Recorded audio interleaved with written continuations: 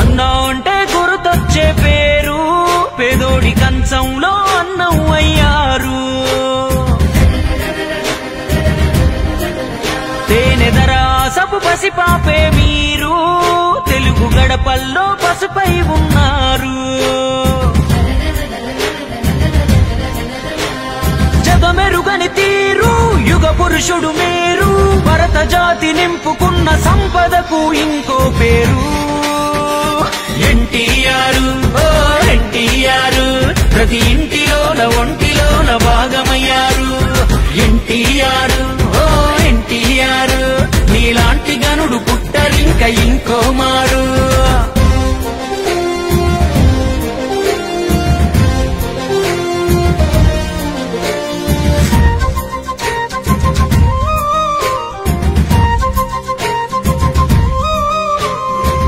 నిమ్మకూరు గ్రామాన నందమూరి ఇంటిలోన లక్ష్మయ్యకు పుట్టిన రాముడు నువ్వు, మా రాముడు నువ్వు. వెంకటరామమ్మ గర్భమనే ఆలయాన మనిషిగా జన్మించిన దేవుడు నువ్వు, కలియుగ దేవుడు నువ్వు. చదువుకునే సమయంలోనే నాన్నకు సాయంగా ఇంటిని కాయంగా, సైకిల్ పై పాలను అమ్మి చరితకు శ్రీకారం చెమటే సాక్ష్యంగా. నీతి లేని చోట నువ్వు నిలవవు క్షణమైనా, సర్కారు కొలువును వదిలి నువ్వు సాగినావు స్వేచ్ఛ బాటనా. ఎన్టీఆర్, ఓ ఎన్టీఆర్, నీ గుండెల్లో నిండిన సంకల్పం వేరు. ఎన్టీఆర్, ఓ ఎన్టీఆర్, వాటి సాధనకై యోధుడిలా అడుగులేశారు. విశ్వవిఖ్యాత నట సార్వభౌమ ఆంధ్రుల ఆరాధ్య దైవం అన్న నందమూరి తారక రామారావు గారు మన దైవం యొక్క విగ్రహం ఈ సోమవారం గ్రామంలో ఓపెనింగ్ లో నేను కూడా పాల్పంచుకున్నందుకు చాలా ఆనందంగా ఉంది. వేదిక ముందు ఉన్న ప్రజలకు, తెలుగుదేశం కార్యకర్తలకి పేరు పేరుగా దాదాపు వెళ్దాం.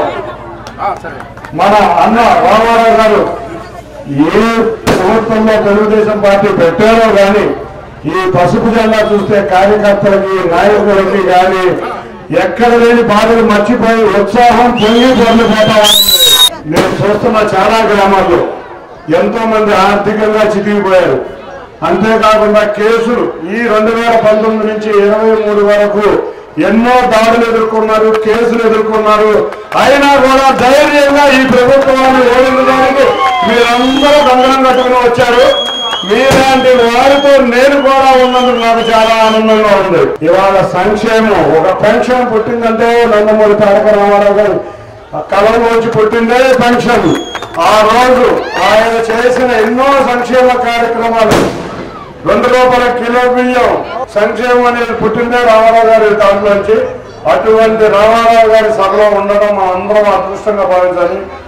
ఇంకొక విషయం, రామారావు గారి బాటలోనే మన నాయకుడు నారా చంద్రబాబు నాయుడు గారు కూడా తెలుగుదేశాన్ని కష్టపడి ఆయన వల్ల ఎన్నో కుటుంబాలు ఇవాళ దేశ విదేశాల్లో ఉన్నాయి, సెటిల్ అయినాయి. అంటే ఇవాళ మనం చూడాలి, మనం ఎంతో మంది మధ్య తరగతి కుటుంబం. చంద్రబాబు నాయుడు గారి అధికారంలోకి వచ్చినాక ఎన్నో సాఫ్ట్వేర్ సంస్థలు లేకపోతే ఎన్నో ఫార్మా కంపెనీలు స్థాపించి ఎంతో మందికి ఉద్యోగ భద్రత కల్పించారు. ఇవాళ అభివృద్ధి రావాలన్నా, సంక్షేమం రావాలన్నా మన పిల్లల ఆత్మవిశ్వాసంతో, అంటే వాళ్ళ కాళ్ళ మీద వాళ్ళు నిలబడాలన్నా, ఉద్యోగాలు రావాలన్నా చంద్రబాబు నాయుడు గారి దయే. కాబట్టి అటువంటి వారిని మనం ముఖ్యమంత్రిగా చూసుకోకపోతే మన రాష్ట్ర భవిష్యత్తు అధోగతి.